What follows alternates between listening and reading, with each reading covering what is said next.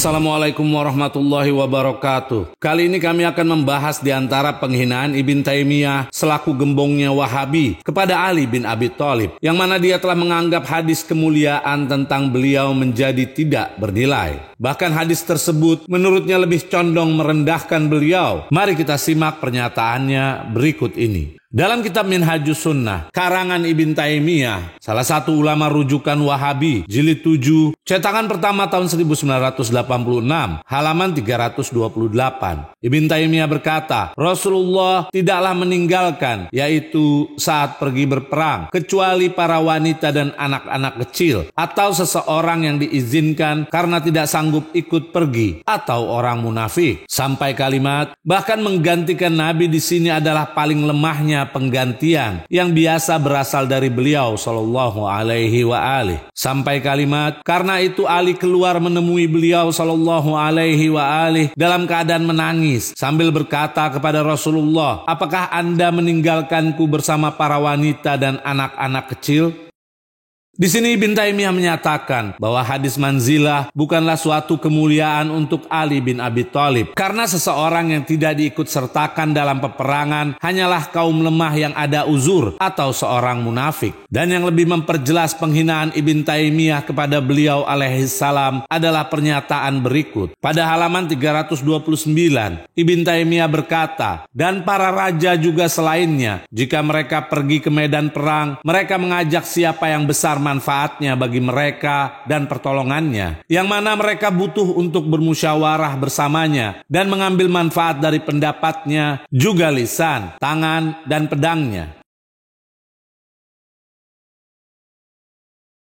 Artinya, Ali bin Abi Thalib menggantikan Rasulullah di Madinah pada saat itu tidaklah memiliki nilai atau keutamaan. Justru hal tersebut menunjukkan bahwa beliau tidak memiliki sesuatu yang istimewa sehingga diajak ikut serta perang bersama Rasulullah. Sekarang mari kita lihat pernyataan salaf. Apakah benar kandungan hadis manzilah seperti yang dinyatakan oleh Ibn Taimiyah, yaitu tidak memiliki keistimewaan sama sekali. Pertama, mari kita lihat pandangan salah satu sahabat Rasulullah mengenai hadis manzilah. Di dalam kitab Sahih Muslim yang diterbitkan oleh Darul Fikr, cetakan pertama tahun 2003, halaman 1198.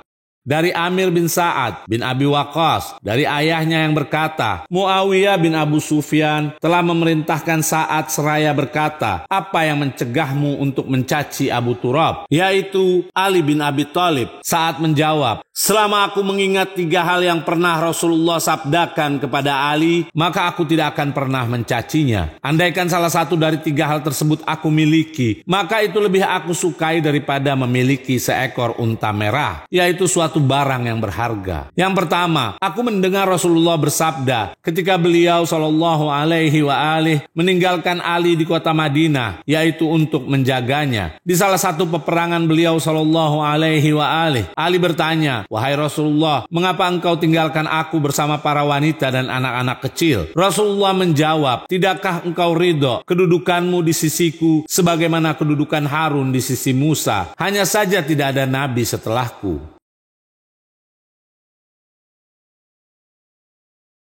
Sa'ad bin Abi Waqqas memandang bahwa hadis manzilah mengandung keutamaan yang sangat mulia, sehingga dia berharap Nabi mengucapkan hal itu kepadanya. Sungguh berbeda pandangan Ibn Taimiyah dengan pandangan seorang sahabat Nabi. Yang kedua, kami akan bawakan pandangan Sa'id bin Musayyab, seorang tabi'in. Namun sebelumnya, mari kita lihat kedudukannya di hadapan Imam Az-Zahabi. Dalam kitab Siyaru A'lamin Nubala, karya Az-Zahabi, salah satu ulama Ahlus Sunnah, jilid 4, yang diterbitkan oleh Muassasah Ar-Risalah, cetakan kedua tahun 1982, halaman 217 sampai 218. Az-Zahabi berkata, Sa'id bin Al-Musayyab sampai kalimat adalah seorang imam dan tokoh, sampai kalimat yang alim di antara penduduk Madinah dan pemuka tabi'in di zamannya. Sekarang mari kita lihat pernyataan tokoh tabi'in di masanya ini tentang hadis manzilah dalam kitab Sahih Muslim, halaman 1198. Riwayat dari Sa'id bin Musayyab, dari Amir bin Sa'ad bin Abi Waqqas, dari ayahnya, bahwa Rasulullah bersabda kepada Ali, "Engkau bagiku sebagaimana kedudukan Harun di sisi Musa, melainkan tiada nabi sesudahku." Sa'id berkata, "Aku ingin menyampaikan hal itu kepada Sa'ad. Kemudian aku bertemu dengan Sa'ad, maka aku sampaikan kepadanya apa yang telah disampaikan oleh Amir. Lalu dia, yaitu Sa'ad, berkata, 'Aku telah mendengarnya.' Aku katakan kepadanya, 'Kamu telah mendengarnya?' Lalu dia meletakkan dua jarinya ke kedua telinganya dan menjawab, 'Ya,' atau kalau tidak demikian, keduanya, yaitu Sa'id dan Sa'ad, meminta diam. Jikalau hadis manzilah tidaklah memiliki keistimewaan sama sekali, mengapa Sa'id bin Musayyab hendak bertemu Sa'ad bin Abi Waqqas untuk mempertegasnya? Ini menandakan bahwa hadis tersebut merupakan suatu kemuliaan tinggi untuk Ali bin Abi Thalib. Sekarang mari kita lihat pandangan ulama Ahlus Sunnah mengenai hadis manzilah. Dalam kitab Al-Isabah, karya Ibn Hajar Al-Asqalani, jilid 4, yang diterbitkan oleh Darul Kutub Al-Ilmiyah, cetakan pertama tahun 1995, halaman 465. Ibn Hajar Al-Asqalani berkata, "Dan An-Nasai telah menyelidiki dengan sempurna riwayat-riwayat yang khusus untuk Ali yang tidak dimiliki oleh sahabat lain. Lalu An-Nasai mengumpulkan banyak riwayat tentangnya dengan sanad-sanad yang kebanyakannya bernilai baik. Artinya, Ibn Hajar menilai bahwa semua keutamaan Ali bin Abi Thalib yang dikumpulkan oleh An-Nasai merupakan kemuliaan untuk beliau, bukan kecacatan. Sekarang mari kita lihat salah satu riwayat yang menunjukkan kemuliaan Ali bin Abi Thalib dari kitab An-Nasai. Dalam kitab Khosais Ali, karya An-Nasai, salah satu ulama Ahlus Sunnah yang ditahqiq oleh Al-Bulushi, yang diterbitkan oleh Maktabatul Ma'la, cetakan pertama tahun 1986, halaman 68. Diriwayatkan dari Sa'id bin Musayyab, dari Sa'ad bin Abi Waqqas, yang berkata bahwa Nabi bersabda kepada Ali, "Engkau di sisiku seperti kedudukan Harun di sisi Musa." Muhaqqiq berkata, hadis sahih. Dan perlu pemirsa ketahui bahwa Ali bin Abi Thalib tidak pernah absen dari semua peperangan yang dipimpin Nabi kecuali perang Tabuk. Dalam kitab Al-Isabah, karya Ibn Hajar Al-Asqalani, jilid 4, halaman 464. Ibn Hajar Al-Asqalani berkata, Ali adalah orang yang pertama memeluk Islam menurut pendapat mayoritas ulama. Beliau lahir 10 tahun sebelum Rasulullah diangkat menjadi nabi menurut pendapat yang benar. Lalu dibesarkan di rumah Nabi dan tidak berpisah dengan beliau sallallahu alaihi wa alihi. Ali ikut serta di semua peperangan kecuali perang Tabuk, sampai kalimat, dan sesungguhnya panji berada di tangannya di kebanyakan peperangan. Kami tegaskan, panji berada di tangan Ali bin Abi Thalib di kebanyakan peperangan.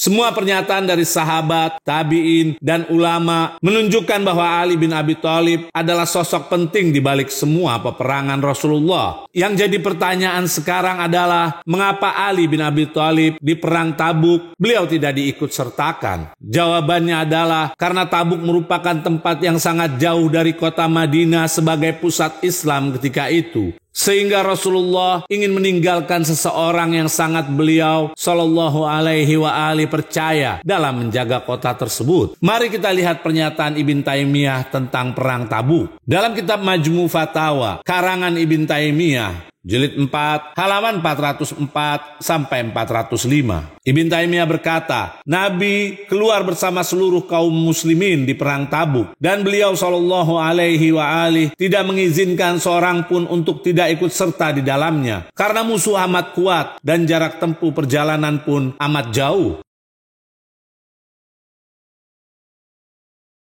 Dan Ibn Taimiyah juga menyatakan yang sudah kita bacakan tadi, bahwa yang ditinggal di kota Madinah adalah orang-orang lemah yang tidak dapat ikut perang dan para munafik. Artinya di kota Madinah saat itu diisi oleh kaum munafikin tanpa kehadiran Rasulullah dan seluruh sahabatnya. Sehingga beliau sallallahu alaihi wa alihi mempercayakan Ali bin Abi Thalib sebagai pengganti. Dan yang lebih anehnya lagi, Di awal Ibn Taimiyah menyatakan bahwa penggantian sosok Rasulullah di Madinah ketika perang Tabuk adalah penggantian yang paling lemah dibandingkan kesempatan lain. Sementara dia sendiri mengakui bahwa kota Madinah saat itu kosong dari seluruh kaum muslimin. Setelah semua bukti ini jelas bagi para pemirsa bahwa pernyataan Ibn Taimiyah tentang hadis manzilah bertentangan dengan pandangan salaf dan ulama Ahlus Sunnah. Ini membuktikan akan kebencian Ibn Taimiyah kepada Ali bin Abi Thalib. Bukti lain akan kedengkian si Nasibi ini kepada sahabat Nabi yaitu Ali bin Abi Thalib. Dalam kitab Minhajus Sunnah karangan Ibn Taimiyah jilid 5 halaman 42 sampai 43. Ibn Taimiyah berkata, adapun hadis Sa'ad bahwa Muawiyah telah memerintahkannya untuk mencaci, lalu dia menolak. Lantas Muawiyah berkata, apa yang mencegahmu mencaci Ali bin Abi Thalib? Lalu Sa'ad menjawab, 3 hal yang telah disabdakan Rasulullah, karenanya aku tidak akan mencacinya. Sungguh satu hal darinya lebih aku cintai dibandingkan unta merah. Kemudian Ibn Taimiyah berkata, hadis ini sahih dalam kitab Muslim, dan di dalamnya terdapat 3 keutamaan Ali. Akan tetapi, keutamaan ini bukanlah termasuk kekhususan para imam, tidak pula termasuk kekhususan Ali. Kami tegaskan, tidak pula termasuk kekhususan Ali.